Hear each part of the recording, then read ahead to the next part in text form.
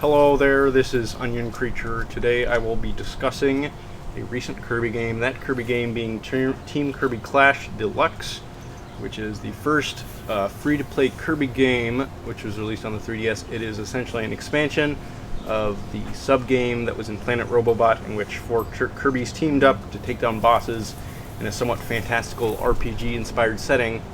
And now it's a fuller game. It's free to play. It is a free to play or free to start model, as Nintendo refers to it. And I'm going to be talking about it because it's actually pretty surprisingly great.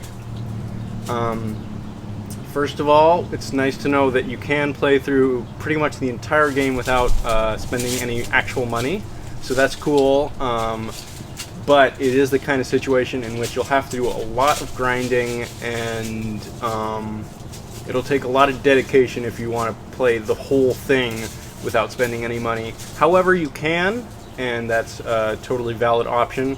Personally, I paid because, you know, I love Kirby, and one of the things that paying for, so the game has a currency called Apple, or Gem Apples, and if you buy a certain amount, the plaza will be updated and you get new music in the plaza, which is pretty fantastic, as well as some new characters popping up, which is also pretty fantastic. And so that's one reason that I decided to spend money on it, also because I love supporting Kirby, because it's like my favorite game series. So, you know, I'd like to give them money to encourage them to, you know, produce more games. That's always a good thing.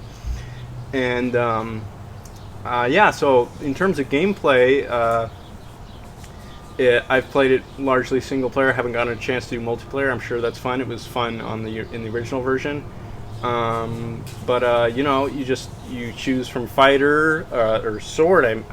Sword, the sword ability, the hammer ability, the doctor ability, or the beam ability, and each of them has sort of different attributes and characteristics to them.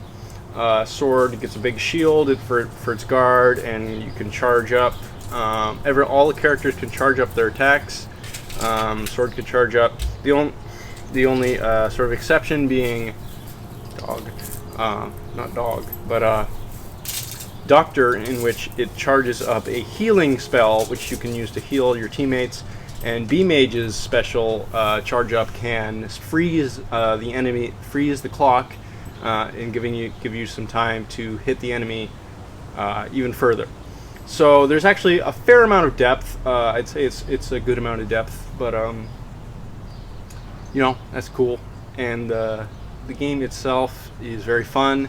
One of the things that my biggest complaint, I think, about the original sub game was that it was pretty short, and this is definitely not. There are a lot of bosses. Some of them are really cool. I won't really be discussing them too in depth, but there's a lot of connections to other Kirby games, some really interesting ones. And you know, it's free to play, so you can like playing for free. You can get pretty far into the game without spending much money before it gets too repetitious. I didn't spend any money for, I'd say, the first at least the first couple hours. So, you know, you get a couple hours of like really solid free time, and then it becomes less fun when it's free. But you still can. But if you really want the full experience without like being annoyed by grinding, which is, you know, repetitious and not the most fun in my opinion. I mean, you can pay money, but you know, that's just me. Obviously, it's a personal choice, but that's what I chose. And yeah, it's pretty great, and the music is phenomenal. The gameplay is fun. The bosses have some great designs, and you know, you sort of have to learn like the boss patterns in order to efficiently defeat them, and you know, get the platinum medal. And there are a whole lot of different unlockable things. Like there are a whole lot of different costumes, and some of them are really awesome. And there's also a whole lot of sort of like achievements you can get. Like if you get each boss match has certain requirements.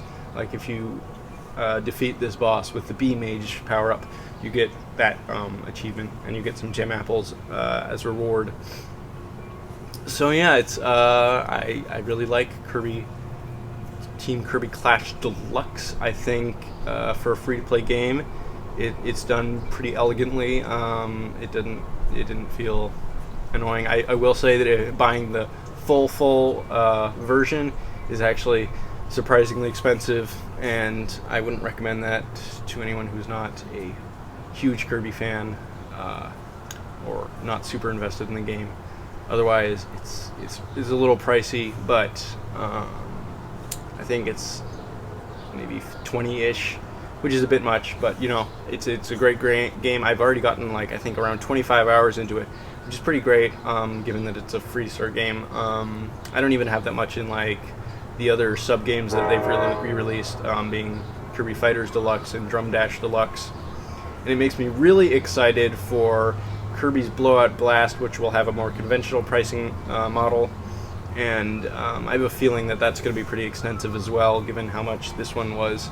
And it's a really, it's unique. I feel like it's almost like a full Kirby experience as opposed to just an expanded minigame, which DDD Deluxe and Fighters Deluxe kind of felt like. It kind of just felt like slightly expanded versions, like of those. But this feels like almost like something completely different. It's really well done. I liked it quite a lot. I liked it a lot. Recommend it if you're into the Kirbys or the fun video games. And it's also free to start, so you know you can get a couple hours in there, see if you like it, and you know, spend a few dollars or not. It's up to you.